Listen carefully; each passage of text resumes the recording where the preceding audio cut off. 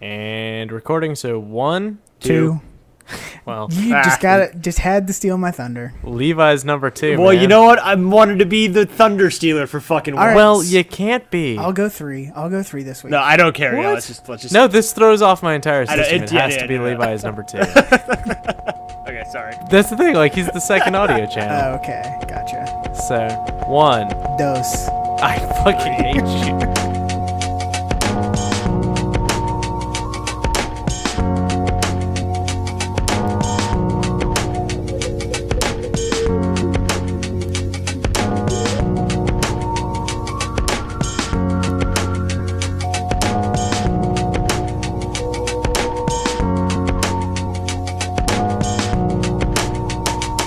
Welcome to the Bancast, everybody. My name is Fred. How are you guys doing Hi, today? Fred. It's a pleasure to meet you.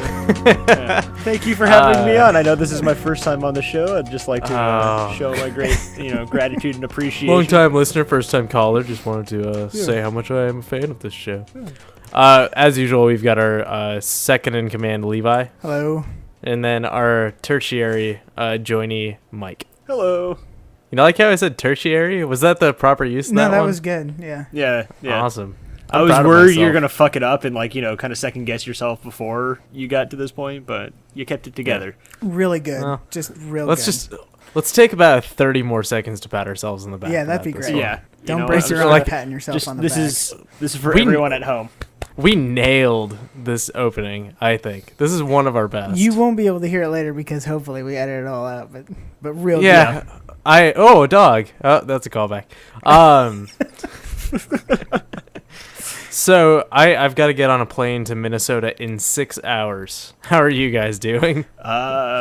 Busy working on a game design doc. We're gonna hit that up, right? Yeah. We're gonna do that thing. Yeah. Okay, cool. If you want me to talk about we'll it, do here, that. I can. We'll do it after the challenges. Okay. Okay. Yeah. Okay. So we're gonna start with my challenge, which you two both failed. Yep. I'm just gonna start off. Apparently we terribly. did it right. Yeah. Yeah. So, and to be fair, I didn't write up the document for you in advance, but so the game is S mod. It's a Half-Life 2 mod. It's a Source Engine mod, but specifically Half-Life 2. The idea is that it is Half-Life 2, the chunk Half-Life 2, not the episodes, and it gives you a breadth of new weapons.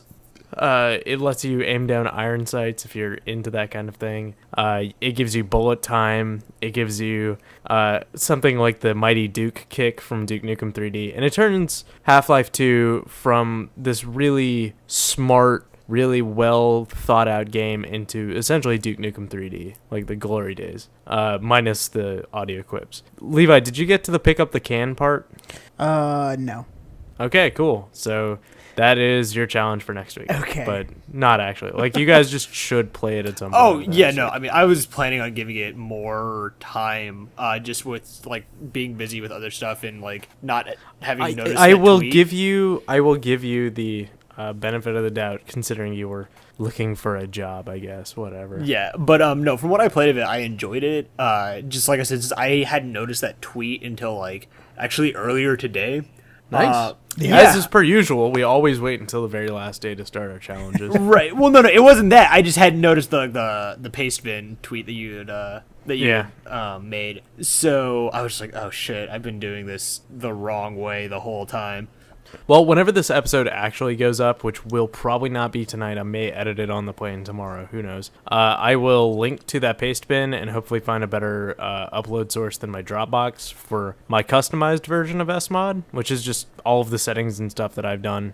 And it'll be available for everybody. All you have to have is a copy of Half-Life 2, and you might need a copy of Episode 1 and 2, but, I mean, if you have a Steam account, you probably accidentally got it somehow at some point. I mean, I ran it fine just with Gary's mod, so Really? yeah. Oh, well, okie dokie then.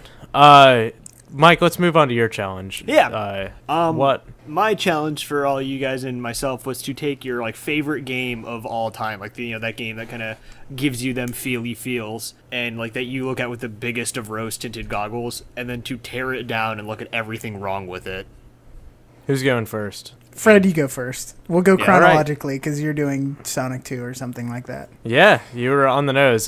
Sonic 2006. minus hold on, minus 2004. Yes. Okay. I was about to just Sonic leave.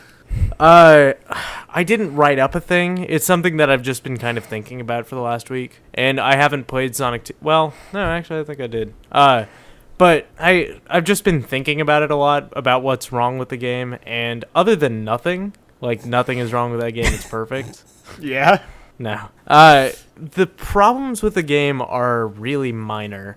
If there's one key problem with it from the upgrade from Sonic 1 to Sonic 2 is the addition of...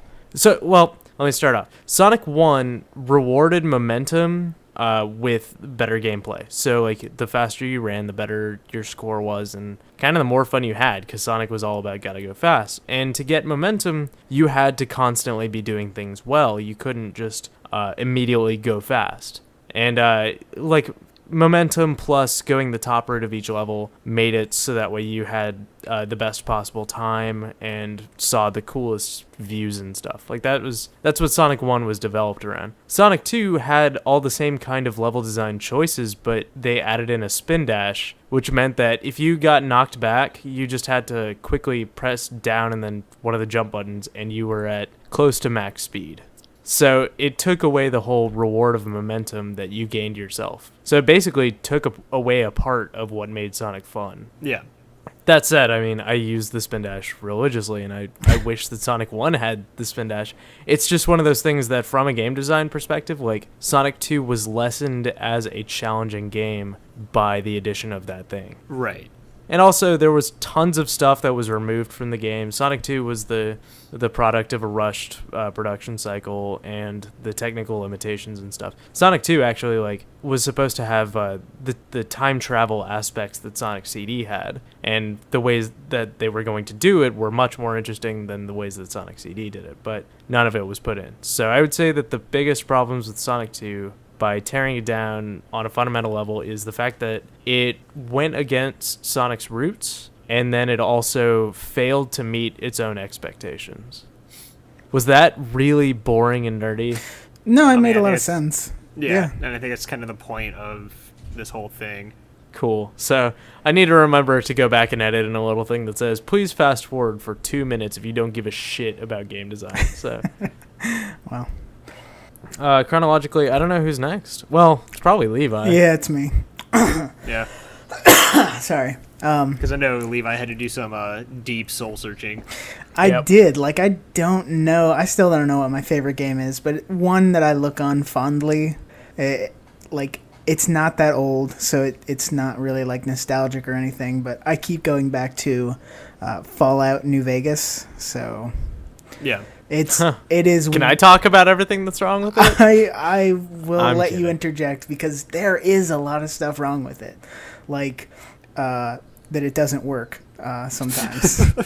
Just because, let's look past the technical limitations blunders. of the Gamebryo engine are many, but just from a gameplay standpoint, Step 1, its name. Stupid as shit. Gamebryo's cool. I liked it, but the mission structure is sort of dated. The go here, do this sort of thing kind of sucks sometimes. They lessened the fetch quests, so there's really only 2 or 3 where you actually have to go find something and then bring it back. But you could fast travel. Fast travel takes a lot of that tediousness away. As far as graphics, man, it just looks awful. It is really bad for a current generation title. I'm going to say the thing I always say, but that's because you're playing on Xbox, because on PC it looks pretty goddamn good. Really? Yeah. Well, it doesn't look like the models. Crisis. Even the models are not that great sometimes. The models are fine. The textures are bad. The textures are really bad. But for an open world game, that's sort of par for the course. Unless you install an HD mod for it. Yes. Yeah. Well, I think the textures that shipped with the PC version of it were higher resolution than the 360 version. Oh. Plus, you've got which I would believe, yeah. The RAM limitations on the 360 keep you from having a lot of textures loaded at the same time. But I mean, could be worse. It could be the PS3 version. Oh man, it could. That would be just awful. Fundamentally broken. Also on the bad side, what was I gonna say? I don't remember, but What is it that you like about the game? just everything else, like the immersion that you have in this world, just the atmosphere is amazing. The characters that you meet are interesting and you want to learn more about them, like Boone and Arcade Gannon, and all your companions are just awesome. The weapons are great. There are so many freaking weapons. Like, I looked at Halo 4. Halo 4 has about 20 weapons in total, which is a good number of weapons, but No. it's okay. Point taken. It is not. There are 18 pistols in Fallout New Vegas. Not just pistols, like bullet-based pistols. There are equally as many like energy-based pistols, so like lasers and plasmas and all that kind of stuff. And then there's rifles and SMGs and launchers and all this stuff. And it's just like, for a loot collector, it's not like randomized loot, but once you get that extra like gun that you didn't have before, it sort of opens up a whole new play style for you. Yeah. And I don't know, just jaunting around the New Vegas wasteland, I thought was a little more interesting than the Capitol, just because the setting is a little bit more robust, and there's sort of like this element of non-destroyed areas to it. You mean colors? Yes, that also, but like, yeah, like specifically the New Vegas Strip is where like a lot of the bombs didn't affect the buildings and stuff like that. So there's a little bit of that leftover world there, the 50s alternate history sort of stuff. Yeah. Can I say that one of my favorite things, like, I have a really hard time playing Fallout 3 and Skyrim and like everything in Bethesda's world without turning off the ability to be over encumbered, because I am just a hardcore kleptomaniac in those games. Oh. I immediately steal everything. You can't. I'm like, I gotta have that fucking wooden bowl. That plate or cup. Yeah, exactly. You can't do that, though. You can't, like... No, you run into a house and start mashing the X button on everything. Yep. It's just cheap. What do you do? Like, what do you do with all that stuff? Do you just sell it? I fucking, like, have the coolest ass hoarder house in the world. Just hundreds of bowls. Oh, man. That would be really terrible. I like that you can have a house in it too, how you can sort of showcase your collectibles and stuff like that, the bobbleheads and dwarf statues and stuff like that. That's always fun. Yeah. So it added that little extra level of customization, because you couldn't crafting was sort of limited, which is also another downside. Like, you could craft set stuff, but you couldn't like tape like a rocket launcher to a pistol or something like that, and I don't know, sort of make your own stuff. It would be great, like basically a sticky detonator. Yeah, would be the best. But yeah, I love that game. I've played through it, I don't know, 5 times, and each of those files is 40 plus hours. Some of them are like 90 and something like that. The DLC also added a lot to the game, new areas. I thought the DLC for that game was less than Fallout 3. Fallout 3 had some awesome DLC. Except for Operation Anchorage. Operation Anchorage was, pretty bad. But, like, Point Lookout was one of the best DLCs I've ever played. Like, it was completely new. Area, weapons, setting, everything. And they just plopped it into Fallout 3, and here you go. Which they also did with Old World Blues for New Vegas was one of my favorites. The voice acting in that one was just spectacular. Like, James Urbaniak from the Venture Brothers was in it. Yeah. Oh, man. It was hilarious. Well, I want to hear Mike dissect his favorite game. Okay. I mean, it's not hard. Like, Dark Souls has a lot wrong with it.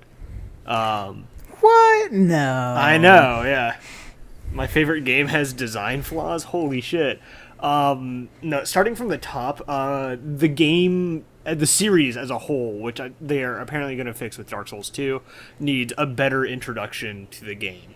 I kind of disagree. I thought that it was fantastic. Well, no, but the thing is that, and I'm not saying this to be mean to you, Fred, but the reason you suck at so many of the mechanics of the combat in that game is because the game doesn't do a good enough job of effectively communicating how everything works. The game just kind of drops you in unless you figure it out, and that's great, and that's all good and well. But the game doesn't really do a good job of explaining how parries work, how blocking and stamina usage is affected, the difference between direct hits or glancing hits, the difference between the different damage types, the difference between hitting an enemy at a dead angle and hitting them head on. Like, there's a lot of little different nuances and kind of meta stuff to the combat that is just completely just like not there, because the game gives you press R1 to attack, press R2 to do a heavy attack, press triangle to, two-hand your weapon. But, it doesn't, like, give you any challenges or anything basic in the opening to test the more nuanced elements of it, because all you're fighting is, like, half-retarded zombies and a fat demon who you just poke in the ass. Yeah. And so what that does, if you're a new player, at least from what I've seen from a lot of friends of mine, not just you guys, is that, like, once you get into the core game where you're having to deal with all these different enemies and you're having to, like, do all these different little strategies, if you don't know those elements, or, like, if you haven't played Demon Souls and you're not coming into this with that kind of experienced mindset, you have no idea what some of these attacks even do, and you might not even know what parrying is until you're, like, halfway through the game. Honestly, I did not know there was a parry function. Yeah, exactly. Oh, man. Like, even Exactly. now. So that's a big issue. Obviously, the internet connectivity thing is a big issue. The fact that they went from dedicated servers from Demon Souls to a peer-to-peer system in Dark Souls really hurt online connectivity, created a lot of, like, problems as far as, like, players being able to connect to each other, since they have, like, a random lobby system, connection issues because of just, like, lag and stuff like that. Frequent disconnects and all that crap are rampant through the game. Another big thing was the Covenant system. I know neither of you guys really got far enough into the game to get to this point, but there's a series of, I believe, 9 factions that you can join in the game. And each faction has their own, like, ups and downs, bonuses and stuff like that you can accrue by being a part of this Covenant. Well, the thing is that, like, the game doesn't tell you what any of these bonuses are, what the benefits of being in this Covenant is, or really what the Covenant is in the fucking first place. Like, the only way you find out is by just kind of, like, grinding through all of them, or going to the wiki and going, well, what the fuck is a Chaos Servant? Is that the spider one? Yeah. Or what the fuck is a Warrior of Sunlight? What's the Way of White? You have all these different factions, and they're all really kind of cool and adding these neat little gameplay elements, but the game doesn't do anything to effectively communicate what they are, how they work, and how they affect gameplay. And so because of that, once again, for newer players, and actually for people that play Dark Souls, because this stuff wasn't in Demon Souls, we were all just kind of like, well, what is all this shit? Like, what the hell does all this mean? What the fuck does it mean I can get better connectivity with certain people? Like, my connectivity is always going to be shit in this game. So there was a lot of issues with that, and this is more from a tech standpoint. For some reason, I don't know why this is, but there's occasionally, like, an input delay, like where you'll press a button and, like, 2 seconds later, then your dude will attack. Problem with that is just the graphical engine. Yeah, it's having a hard time rendering everything, so, like, the input is delayed. Right. So you'll hit the attack button, like, be walking around to circle an enemy, and then you'll swing. You're like, well, okay, I guess. I'm trying to think. What else? It looks like ass. Yeah, I mean, I'm kidding. No, but I mean, like, if you're playing on a console, you don't really notice it as much. But when you're playing on PC, and if you don't have that without the fix, without the DS fix, it's the game doesn't look too hot. A lot of that was because FromSoft didn't really have a lot of money, I should say, with making. And they didn't expect it to do well. Yeah, like the PC port was kind of something they just put out because, like, fans were demanding it, and they had no idea what the fuck they were doing. The director himself used the phrase "half-assed." Yeah. Even the director was like, "Look, we kind of half-assed this." I think that was the director of Dark Souls 2, but he worked on the PC port. Gotcha. Yeah, he helped work on the PC port. So God, Dark Souls 2 looks fucking cool. yeah, I would say almost all the stuff I'm talking about looks like stuff that they are fixing in Dark Souls 2. Yeah. The new director said that even though he's going to try to keep the same challenge and he is going to draw a pretty hard line in the sand of like this is where you need to step up, he did say that he wanted to give players a bit more ease of getting into the game, so that way he can communicate, how the game works better, how certain things work. Oh, one more thing about the combat system I was about to complain about. Fucking dexterity weapons are so goddamn overpowered in this game. It's fucking ridiculous. Why didn't you tell me that? Why didn't you tell me that while I was like fucking like flopping like a dead corpse throughout the game? Fucking like, why didn't you say like just up your dex and get fucking dex weapons? Like, why did you just watch me die over and over again? Because it amused me. But no, dexterity weapons in this game are so goddamn overpowered and like so goddamn useful that like certain other weapon types, while not like everything's viable in Dark Souls if you're good enough, but like certain weapons and like certain weapon types have clear advantages over other ones, and it's really kind of fucking annoying. But going back to what I was saying initially about Dark Souls 2, yeah, so he says he's going to communicate gameplay stuff better, stuff how covenants work. He's going to make them a bit easier to access. Because I had beaten the game twice on console before I knew a certain covenant even existed. Because like finding it is such a chance thing that there's no hint I love on that it. kind of. I mean, like, no, it's clearly a problem with modern games, or like with that being a modern game, but it absolutely harkens back to the old days of like the fucking crazy secret bosses and the secret monsters and stuff that you'd have to go and talk to your friends on the playground about. Like, it was always the coolest shit. Right, and I that I can understand, but there isn't like even those things kind of have like usually have like at least a little hint or like kind of you say that, but there were were some. If the game was designed well, there's usually some kind of but that's what I'm saying. Like that sometimes that for things that are incredibly secret, like in Halo 2, the scarab gun that's hidden on top of a building that you can only get to if you glitch one of the Banshees through a tunnel by knocking both of its wings off. Like, it's one of those things that's so incredibly crazy, like, secret, right, that they like that encourages replay value yeah, over long periods of time. Like, I can get behind that. Here's my counter to that. The secret scarab gun wasn't a core part of PvP gameplay like this covenant was. Fair enough. That's my issue, is that this particular covenant was like the main covenant for invading people.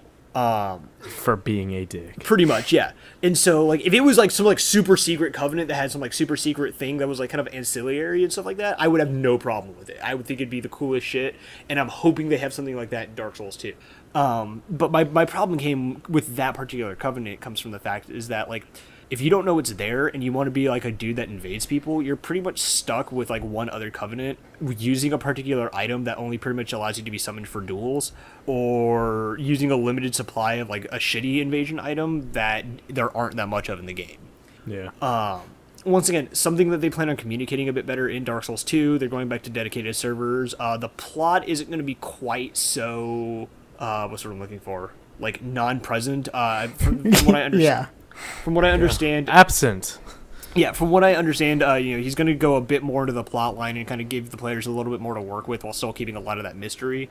As long as we don't have like half-hour cinematics. No, and stuff. I don't. Yeah, like from what they've said, they're not going to tweak with any of the core mechanics and core values of the game because they know that they'll just get fucking lynched if they do. But I mean, I think the game could use from just a smidgen more of like communication to the player, because while I love the settings of both the Souls games, if you're not a person like me that really dives into games and really just obsesses over every little detail and like looks at everything and kind of speculates and wonders what every little painting on the wall means, you're not going to know anything about what's going on in these games. Speaking of paintings on the wall, when you go into not Booker, BioShock Infinite, the fucking this isn't a spoiler, it's just a thing that was really cool. Not the pedestals, but the engravings, when you walk into that one room before you see that one dude, that tell everything, and it's amazing. I wanted to share that part was amazing without spoiling it for anybody. Yeah, I was just like... Okay. So when you guys know what I'm talking about, right? I have a feeling I do. If you said like one Damn it. name, I can't. you can bleep it out. No, I can't because I'm trying not to do too much editing in post. 26. We'll talk about it after the 26 show. minutes 3 seconds. You can bleep it out. I just said the timestamp. Fucking, I also can't remember the dude's name. Fucking Oh man.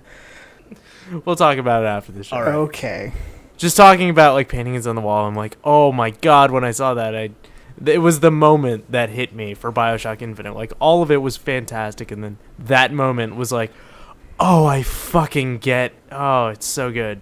Sorry. Okay. Anyways, Dark Souls alright. Yeah, I mean, like, no, obviously, I mean, I've clocked hundreds of hours into the game. Yeah, and you've clocked hours talking about it on this fucking show. Exactly. So, I mean, obviously, through all this game's flaws, it's still like, any good game, it rises up above them. Yeah. Well, we have 2 other community challenges to talk about. Yep. Oh, we should Because mention that we're skipping Levi's. we're for just this gonna week postpone because- that one because it's a Yeah. book. So Because it's a book. Mike's halfway through. Yeah.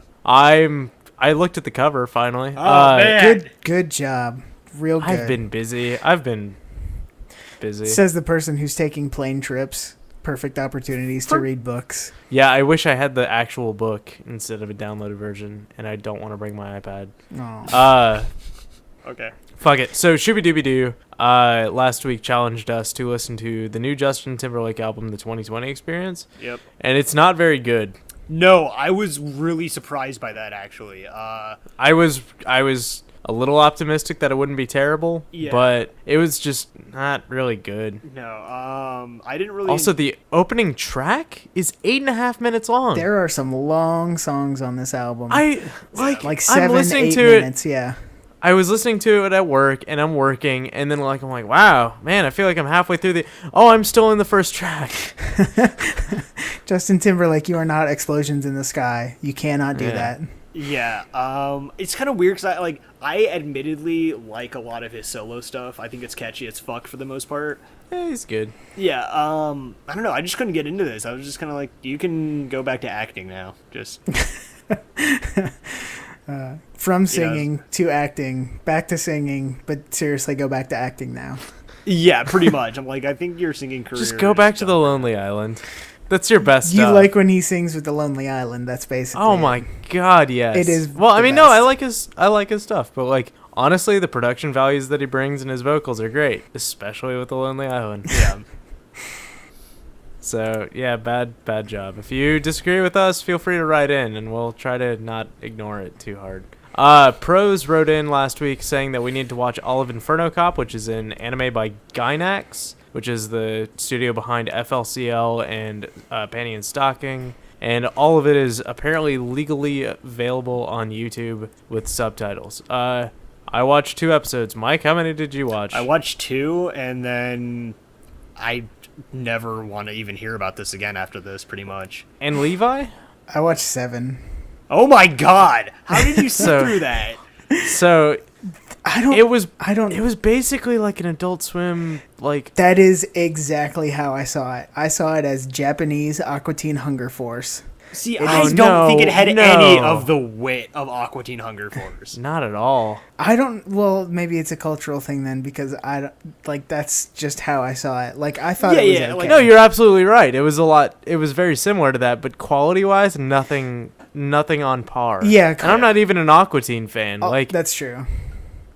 Yeah, like- I just... Calling this an anime, I don't know. It's sort of a stretch for me. okay, fine. It is. It's almost like a motion graphic novel. Yeah, it's like pages of a manga cut out and then stuck on little popsicle sticks and then bobbed back And and then forth in moved front of a around. green screen. Yeah, like when you have less animation than like fucking Tom Goes to the Mayor.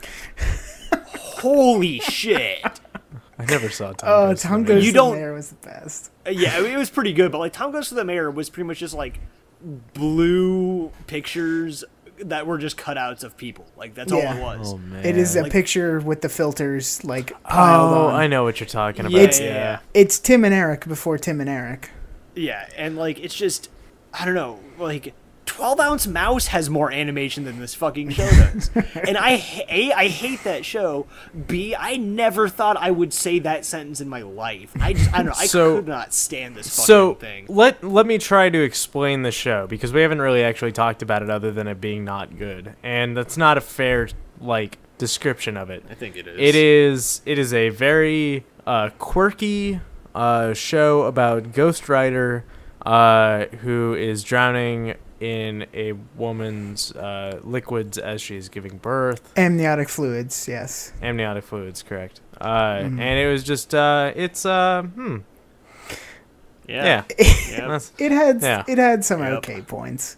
Like where this one cop walks up to this gang and he says, "Hey, what are you doing?" And they're like, "We pay our taxes." And he's like, "Well, carry along then."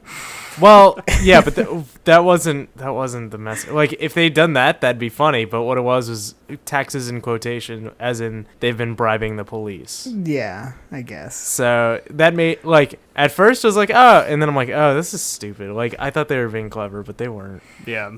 Yeah, maybe I might be giving them too much credit. I think you are. Inferno Cop is available freely. Each episode is about 2.5 minutes long, and there are 12 episodes. Just go YouTube it if you want to check it out, but I can't recommend it. I might finish it, actually. If I've only got 5 episodes left, I might just go ahead. You would, man. I don't know. You would. Is it weird that this is the only anime that I know. actually interested in? Well, it is by the guys who did FLCL, which is the only other anime that you've been interested in. Yeah, that's really weird. I did not know that until you said that. So yeah, well, that's what I read. I mean, if it's not by Gainax, then I don't know. And that's the shame. That's the shame of it all. Because as soon as I saw Gainax, cool, this is gonna be excellent. Oh, it God. wasn't. It was not Gainax-esque, at least. I don't know. Let's do a quick talk because Nintendo Direct happened this morning. Yeah. And I was awake early enough to actually watch it for once. And they announced a bunch of Mario shit that nobody cares about, except for Mario fans. I mean, do you guys like Mario? I mean, he's okay. Well, there's more Mario coming out. Cool. Cool, yeah. But the two, I want to say big announcements, but only one of them's really actually big. On 3DS later this year, they're putting out a game tentatively called in Japan Link to the Past 2. The Legend of Zelda Link to the Past 2. Right. Which takes place in the same world as the Super Nintendo classic fucking Link to the Past, which is still my favorite of the Zelda games. So when I saw everything in motion and stuff, it looks really cool. It doesn't just look like a shitty remake or anything like that. It looks like a legitimately new game, but in that same style, although it's in 3D. Mm-hmm. I don't know. Have you guys seen anything about it? Yeah, I'm probably the only person that's not happy about the Link to the Past 2. Why is that? I don't see why we need another Link to the Past related game. We already have 2 of them, and I'd rather see a new Zelda than see another When sequel. you say we already have 2 of them, which ones are you talking about? Link to the Past and Link's Awakening. If you really want to get technical, the Oracle games are a part of that same canon too. Right. And I don't know, those were all my favorites. They're all great games. I'm not debating that. We have 4 games with that Link. I'm tired of the whole Zelda timeline bullshit. I'm probably the only person that doesn't like the Zelda timeline. No, I could get with you on that. I want to see a new Zelda. I love the gameplay though, man. I want to I'm okay with I'm okay with revisiting the top-down sword swinging fun. That's because I've been talking about wanting to do a MOBA game that is essentially that gameplay. I think that would be so much fun. Right. Because swinging the sword felt good, and I'm okay with them going back to that. No, and I'm not against them revisiting those mechanics. What I'm against is them revisiting those mechanics with the hey guys, look at this, look, we're going back to Link to the Past. Remember that Zelda back when Nintendo made the good games? Please like us. Make a fucking new Zelda game with a new goddamn story. Well, they are. They're doing that on Wii U. So that's great, but they should if they're gonna make a Zelda game, give it the fucking credit it's due. Don't just do. I'm sorry, but this fucking screams, please love us again. Yeah. Yeah, because but that's the train they've been riding for the past 6 years. Well, and I'm fucking sick of it. It's funny though. I agree. So the Wii had games for. I think I'm stealing this from Brent. I'm not sure, but the Wii had games for non-Nintendo fans, only casual games, not I mean, like, there were about 5 or 6 games that were really worth playing on the system. And then the Wii U is nothing but, like, super hardcore Nintendo fans will like this. And the case is being the same for the 3DS as well. Yeah, like, I don't know, it just... So I finally feel like they give a shit about me. I guess that's what I'm trying to say. But I think, for me, it just feels like they're pandering. Yeah, that's what they're doing. As long as a good game comes out of it, I'm okay with it. I don't know, I just, like, I guess I would like to see more integrity out of the company. All right, fine. Well, integrity aside, they did do one interesting thing. I don't know. You know that it's one of my favorite RPGs is Earthbound. Yeah. They announced that Earthbound is coming to the Wii U Virtual Console, which you can, like, a lot of people are just saying, like, okay, yeah, it's a repackaged ROM. Like, cool, why are we that excited about it? But it's like, this is the first time since it came out on the Super Nintendo that there's been a legitimate way for fans to give money to Nintendo saying, hey, I like this series. Please do more with it. Please bring me that third game that never came out here legally. Yeah. So, like, I'm excited about it for both that reason, because I am ready to just throw money at Nintendo and say, like, please give me more like this. Or please put Itoi back in charge of something. Right. Which, I mean... And, go ahead. Well, like, with the Earthbound thing, I'm for that because, like, you know, yeah, like, it's really long overdue. It's a nice gesture. And while I know a lot of people might, you know, not understand the hype, like, you know, yeah, it's Earthbound. Like, it's kind of, you know, the great classic that got left by the wayside. So it's kind of like getting its, you know, second chance or comeuppance in this. Right. And I'm actually going to write, like, Game Trailers has been doing a bunch of cool, like, memos to companies, things. I've got one for Nintendo about Earthbound and Mother series. But, what'll be really interesting about this is that this Earthbound that's coming out, there is no way, and I'm calling it right now, there's absolutely no way that this is just going to be the exact same ROM packaged into an emulator, because there is so much fucking copyright infringement in the original Earthbound that there is no way they're going to get away with it. They're not going to pay all the licensing fees to get the Beatles music and the Blues Brother parodies and stuff. Like, they're going to have to do some modifications to get that thing to come stateside again. Because back in, like, what was it, 96, 97? They could get away with that because, you know, nobody took video games seriously. Now they're going to get some shit. Yeah. So I'll be interested to see what they change and what they do. On the flip side, I did spend $230 on a copy of Earthbound, and that value is going down, so, oh well. There goes my retirement package. I said multiple times, like, they are never going to re-release this game, and this is just going to keep going up in value. Well. And then I ate my own words, and they were disgusting. I bet you feel like a Bitcoin investor. Just tanked. Oh man. So Levi, you and I are working on a game, although I haven't done any work on it yet, but next week. But we can't talk about it. Mike came up with an idea that has been plaguing his sleep cycles. So Mike, what sleep cycles? I don't sleep. Exactly. Cycles. Yeah. So on Facebook you were saying, like, can I just do a fucking audio document and call it a game? And the answer to that's no.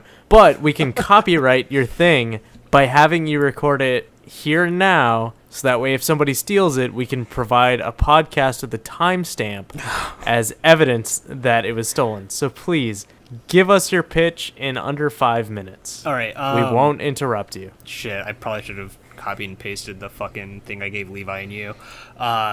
Anyways, but the idea for the game was kind of a stylistic Metroidvania platformer centered around a very neo-noir setting that's kind of like Blade Runner meets the Maltese Falcon, where the player takes control of a character trying to piece together the evidence of a murder scene while escaping the clutches of people trying to kill him with no real way to defend himself.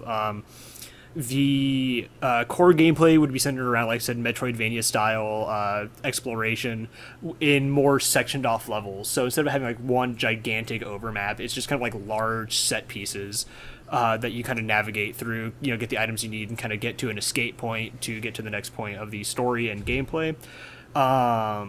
Yeah, atmosphere would be a big thing, as well as kind of like the player discovering what there is instead of having big, text prompts or like big dialogue things explaining certain things. It would just be delivered through little bite-sized snippets of either dialogue or text through picking up items.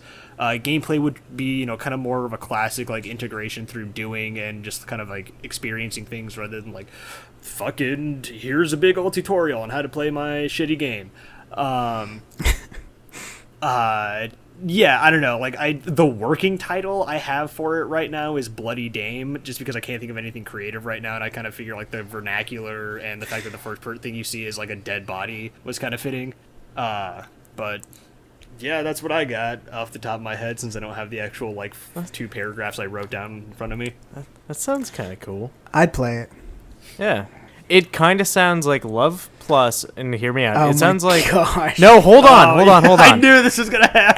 As a base structure for movement and gameplay, it sounds like Love Plus, but with style, story, with style and story and a Metroidvania instead of a level-to-level platformer. Yeah. Like the idea of it being you were saying before that it was going to be attacking. It was more like like the way I getting through the world. Yeah, I have it set up is like when you see enemies, you can like knock them down. Like there would be kind of like a dash attack of sorts where you can kind of like barrel into them and knock them on their ass for a bit. But as far as like actual combat, you wouldn't have anything else really to rely on. I like that. Yeah, so a lot of it would have to be like, abusing enemy line of sight to, kind of get around them, kind of leading them out of an area, knocking them down, grabbing what you need and getting the fuck out, kind of like stuff like that to really make the fact that there's like people out there trying to kill you a lot more intense for the player. Also, shut up, Levi. I didn't say anything. No, but it does sound like a good idea, and I look forward to hearing more about it. Yeah. On the flip side, our game sounds stupid on paper, but it's it'll be fun. But the prototype is so good, though. Yeah, I am excited for that one. And that music. Yeah. I'm actually going to be working on it on my laptop next week while I'm in Chicago. Cool. Oh, I should probably drop info about that. So I'm heading to Minnesota in now 5.5 hours for a convention in Bloomington called Anime Detour. It's like a 5,000 person convention. It'll be fun. I'm going to be doing it with Tommy Barris, who's the drinksmith that supplied us with our Texan cream soda at the last live Bancast in San Japan, and he's my oldest friend as well. So we're going to be doing streams and stuff over the next week when I go back to Chicago with him, and then we'll be doing C2E2 at the end of next week. So real Bancast with Mike and Levi is not going to happen, but we'll probably be doing some retro streams just because Tommy, as he said on the previous Bancast that he was on, like, he hasn't really played anything within the last 13 years, so we're just going to go back to what he knows. Cool. Oh man, speaking of retro, I actually played an original Street Fighter 2 cabinet the other day. Yeah? It was the worst. Yeah. Holy shit. Like, Street Fighter 2 is not fun. Dude, yeah, I was, because like I have all these like rose tinted glasses memories of it, and then I was playing it, I was like, no, all that rose tint is for Street Fighter Hyper Turbo. What am I playing? Street Fighter 2 Championship Edition at least fixes a lot of the garbage. Yeah, but like Championship Edition, Super Street Fighter 2 Hyper Turbo, like all the latter versions of it are great, but man, that original one can go fucking, oh my god, I never want to touch it again. It was so gross. And like not being able to play Vega was awful, and fucking it's so slow, and I couldn't even fucking roll a Hadouken out even though I was doing the input like 6 times. Yeah, you got to do it slower. Yeah, like I'm used to being able to just like whip it out, but I was like, Phrasing. I'm sticking by it. Have you guys played anything within the last week that you really liked? Not Street Fighter 2. I played 1943. That's always good. Yeah, like the top-down shooter. That was fucking fun. Yeah, the sequel to 1942. Yeah. Not a joke. Not a joke. It's true. I'm trying to think if there's anything else I've been playing. I've not really been playing that much. Like after I beat BioShock Infinite, I've just kind of been like, eh.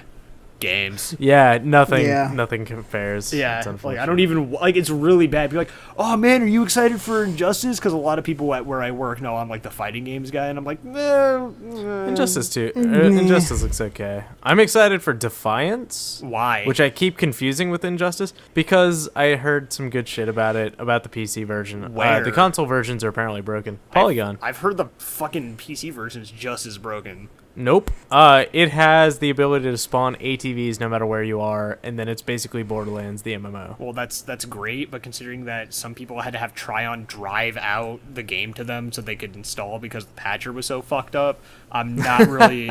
I'm not even kidding. Like, this is a thing that happened. I'm just saying I would drop $30 on it, and on Green Man Gaming right now it's only $30. Yeah, So- I mean, like, I would drop that once the game's fixed, but considering how many fucking problems there are with it, I'm not willing to spend money on it. Well, it's an Alright, well, it's an fair. MMO launch. I guess Which- that's to yeah. be expected. I understand, but, like, when your patcher doesn't work, That's true. like, Yeah, that's easy enough to fix though. right, but it shouldn't be broken in the first place. It shouldn't, but yeah. Like, I mean, Tryon's never had like really good luck. Right, in but the that's past. my thing. Like, when your patcher's broken day one, like, that's not gonna Try get on, me to more play like your try game. hard. Yeah, like Sure. that's, you know, as someone who plays a lot of MMOs, that's like an immediate like, I'm not touching this for a while. I'm just gonna sit and see how it pans out. Also, So- I think there's one big thing that we're forgetting about this game, and that is that it has an awesome tie-in TV show on the Sci-Fi Channel. I didn't want to go there. Are you? you How guys not sarcastic are excited? you being right now, Levi? I've like- heard it like- panned universally, except for one person. Brian Crescente said that he actually kind of liked it. Maximum sarcasm, but yes. Okay. Any sci-fi original TV series, probably not the best bet to market your game. Yeah. So, True. sorry about But that. Eureka. Yeah. Eureka was okay. What was? Eureka? Yeah, but Eureka never had an MMO tied to it. Yeah. It's true, but it's a sci-fi original series. That's Oh, all I'm okay. getting at. Every other sci-fi original series has been terrible, but Yeah, and then they canceled that one, didn't they? yeah, Well, yeah, of course. Like, That's what you sci- get. Yeah. quality is never rewarded. Speaking of quality, so we did the stream on Saturday, which was a lot of different games, and I got to play a bunch of new stuff. Some stuff that when I played it on Steam, I was horribly depressed by the fact that those got published, but my game didn't. But I'm not going to go down that drinking path yet. Okay. I did, however, finally play Euro Truck Simulator 2. Oh, fucking. God Awesome. damn it. I can't believe it, but I liked it. You got so into it. I did. It was fun. It was fun for the wrong reasons. I killed a guy. Yeah, like, you straight up killed the dude. Nice. Driving down the highway, just looked out the window, didn't realize that my mouse click and my steering were the same, so just ran directly into a guy down the street. So I don't know. That was the second best game I played this week. The first best game I played this week, I've surprisingly had a really good time with, and Levi was there with me for it, and that was Call of Duty Black Ops 2. Crazy. The multiplayer is super fun. I think I was so. having a legitimately fantastic time. Last night I was upset because you weren't like online, so I didn't have anybody to Aw. play with. And I'm like, all right, well, okay, I guess I won't play this. And then I played Halo 4, and I'm like, this is some bullshit. Oh man, I'm so glad this is being recorded right now. Yeah. Then I played a game of Rocks and Rails in Halo 4, and that was better than any experience I had playing Black Ops. But Yeah. Black Ops, like, at least at the start, because I'm not taking it seriously. I'm not trying to, like, rank up my character or my account, whatever, I don't know. And I'm not trying to, like, You're not unlock gonna the best prestige guns. 10 times. No, I'm just like, I like this whole run into a bunch of dudes. Like, I'm gonna explain this for people who have not played it, which I'm going to imagine is the majority of our audience. But there's a game type called gun game, Yes. and what it is everybody starts with a pistol. And as soon as you kill somebody, immediately your gun gets upgraded to a better gun with a full clip. And so, say you kill a dude, you've got a pistol, you get 2 semi-automatic pistols. So you see another dude walk up and immediately start firing on him. You kill him, you get some sort of hand pistol shotgun thing, and then you get to take people out with that. And that, like, I'm not very good at it. And that's okay, because if you stab a guy, which is an immediate kill, he gets demoted and gets a worse gun. Yeah. Back to the weapon he either started with or is one level prior to right now. Right. So just running around the map and stabbing fools is the best experience, because it shouts humiliation, and then they lose whatever their beautiful weapon was. Oh, and you get no points for it. Yeah, it doesn't 0 count for points. anything, but you best believe that it is worth it just to know that the guy on the under end of that knife is so mad. Is mad. So mad. Soup's mad. Yeah. So, yeah, Black Ops 2 was fun. You guys call me assholes for invading people in Dark Souls. That's a little different. Like, you work hard to craft that character, and, you have to go through some shit with that. But in fucking Call of Duty, it's like, oh, hey, I twitched a little bit better than that guy twitched, so he's dead. Okay, true. Uh-huh. But yeah, the whole, quick kill shit and then just, pop right back up, it's fun. Yeah. Halo gives me a different kind of adrenaline rush than COD does. And this doesn't make me think that I'm going to go pick up the next COD as soon as it comes out. But I mean, I had a good time. I don't know. I would say that, depending on when the next COD is, we all know it's going to be in November. It's November? Yeah. They need to calm it down with that shit. Going to be Call of Duty Modern Warfare 4. Yeah, probably. Anyway. I never thought I'd say this, but go back to World War II. Oh, dude, no. I actually had a really long conversation about that with a guy today.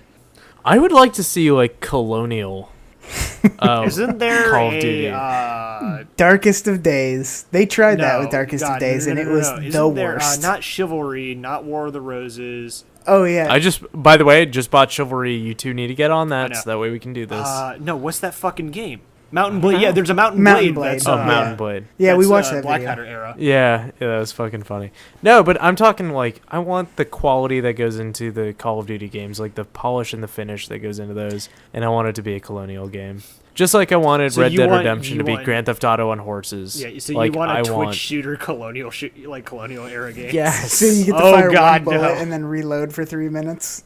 No, I want them to not take it seriously. I want them to make it... I want the campaign to be super serious, and then I want the multiplayer to be just batshit crazy.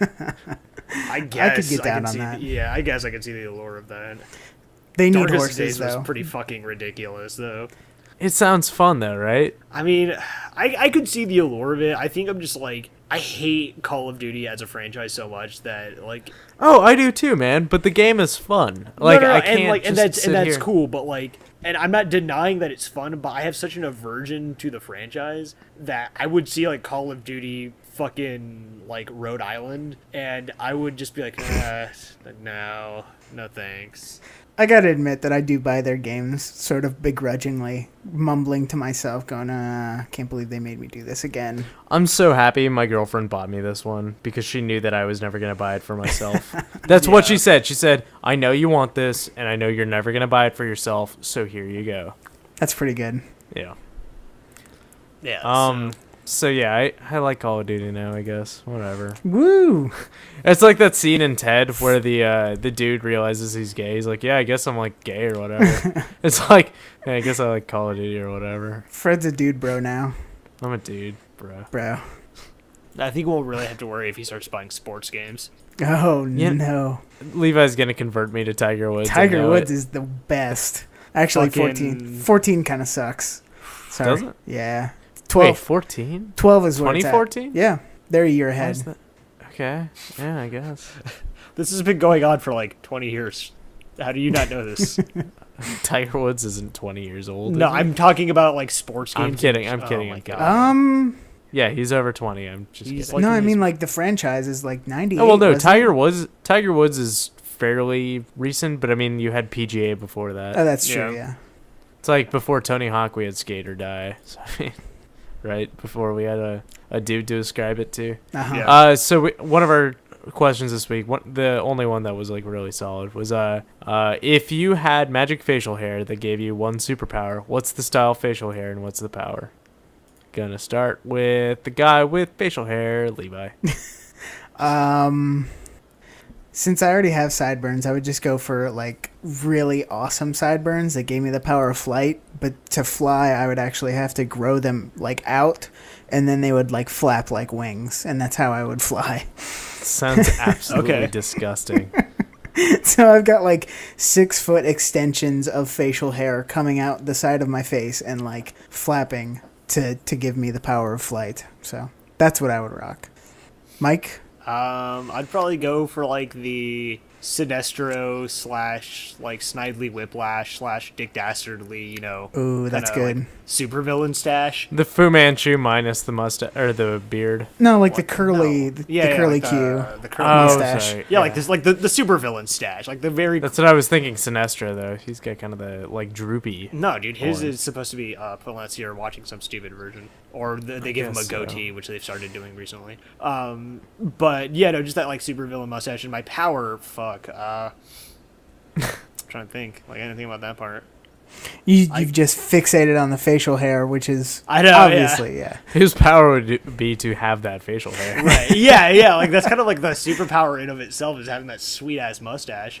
I guess the power would be to bend things to my will, a la Salvador Dali.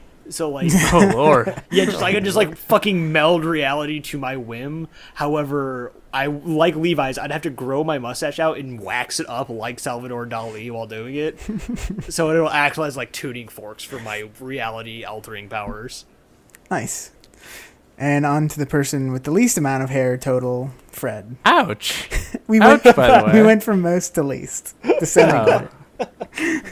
So fuck you. First off. Can you Second even off. grow a beard? Yeah, no, I've been not shaving for a while, although after the show I probably will. But I've grown like some sort of unkempt fur on the bottom of my chin. Okay. And I guess So you have a neck beard, is what you're saying. no, not quite that bad. Not far off, but not that bad. Is it a Okay. goatee? Like, where is this coming from? I mean, it's like a chin strap that's long. Oh. That's weird. That sounds disgusting. That sounds awful. It's oh, now I feel bad. Like, it has to be like, if it's gonna be long, it has to be coming out of like most of the bottom of your face, not just like yes, in a it's- line. Sorry, no. Yeah. It is focused primarily on the bottom of the chin, or like at the point of the chin. It isn't just like fucking sideburns are grown out. all Okay. the- and Okay. and the space in between. So like a God. wizard beard I'm gonna cry now. My power would be to go invisible, to hide your shame, to hide your beard Except- shame. except to like to balance it out. My beard would be visible, Awesome. Okay. but nothing else would be. So yeah, so that's our stupid fucking shit. Yeah. Thanks for the beards. Yeah, thank you guys for listening. We are still running our campaign at www.miniflippingtable.com. Let me do a quick check. We are currently at $3,724. It's quite a bit of money, and it's not quite enough, though. Not enough. We are 69.86% of the way to funded, which is not so bad. And our full goal is $5,330. At this point, we have covered the cost of getting the mold made, but now we have to raise enough to make the actual tables. And I would like to thank every single person individually, but that's 152 people. So we don't really have time for that. We'll but do that at the celebration event when we Yeah, actually oh my flip God. the table. We'll like stroll out with some parchment where it's all handwritten, Uh-huh. and it's like a really comically long list of all the funders. But man, you guys are all the best, especially Jack. Yeah, so in case you were wondering what was going on at the end of last week's show, Jack Lee, one of our close friends, was generous enough to give us, or stupid enough to give us, Let's say the closest of our friends, because he is clearly the best. because he bought his Oh, way okay. in. Is that what you're saying? well, I mean, he's always been, my best friend. That's true. But you just said okay. So Jack invested in the Goodnight package, which netted him, For the next year or 12 episodes, whichever comes second. yeah, So okay. Or no, sorry, not 12 episodes. I was like, are we doing one a month now? Is that it? Sorry, no, yeah, for the next year. Sorry, the next 12 year. times 4. For the next 48 months, or 48 episodes, sorry. Okay, I was like 48 Really- months. Really bad concept of time there, Fred. But And math. just all over the place. Sorry. so he gave He us. donated a whopping $500. So yeah, so like he's better than you now, I guess. So I don't want to say that, but he is better than you guys. sorry, like that's just how it is now. So he gets. But if you'd like to be better than him, well, it's not available anymore, so you can't do that. But we still do have a ton of different perks available. For $12, you can get a table. For $20, you can get a table and a special limited edition print of Levi flipping a table, drawn by Dave Smith, who's the animator for Does the Thing, the illustrator for Gigi Guys, and did a lot of the artwork that you see in Skullgirls. So he was super cool to do the picture, and he did it fast. Yeah. Holy Jesus. Like, he pumped it out. I was like, hey, could you get this done by the end of the week? He's like, yeah, totally. And then gave it to me, like, that night, I think. So, yeah, Dave's the best. And it makes me look awesome and not nearly as drunk as I was. So Yeah, thanks, Dave. That's always nice. Yeah, and you can see a picture of that at miniflippingtable.com, which is conveniently where you can go and, Give us back money. it and get your own. Say what? I said, give us money. Oh, yes, that. Do that thing, Yeah. basically. And so from all of us, we'd like to wish Jack a very pleasant night. Hey Jack, have a good night. Take care of that KSG. It's a beautiful gun. Hey, Jack, I don't know you, and I'm probably never going Not to. well enough. Not well enough yet, at least. Yeah, but I hope to one day. And I hope that on that night, it is a wonderful night, as all nights should be. At So least this one's as wonderful shut as the fuck tonight up, Fred. I'm will talking to Jack. So this one's for you, Jack. Keep being who you are, and don't let anyone dull your sparkle. Jack, you've been a wonderful friend to me. I just want to say thanks for everything. I remember Onicon 2008. I was working my booth, and you brought me a Vietnamese sandwich. It wasn't very good, but it was really nice of you to bring me that sandwich. Was it? Oh man, okay. I'm not gonna go there. Never mind. I remember the time you cock blocked me. That was not so cool. But you know what? We're still good friends. So thank you, Jack. Every episode from now on, I'm just going to tell a story about Jack. This is our show now. Yeah. God, I have so many It's stories story about time Jack. with Jack. So No, story times of Jack. Yeah. It's funny. Jack's actually... Well, no, he was supposed to be on the Bancast on, like, episode 5, and then decided he wanted to go home instead. So he's being immortalized in the worst of ways. Yep. In any case, that's our show. Catch me and Tommy next week, and then hopefully when I get back, Mike and Levi still love us. So thank you guys for listening, and good night, Jack. good night, Jack. Good night, Jack.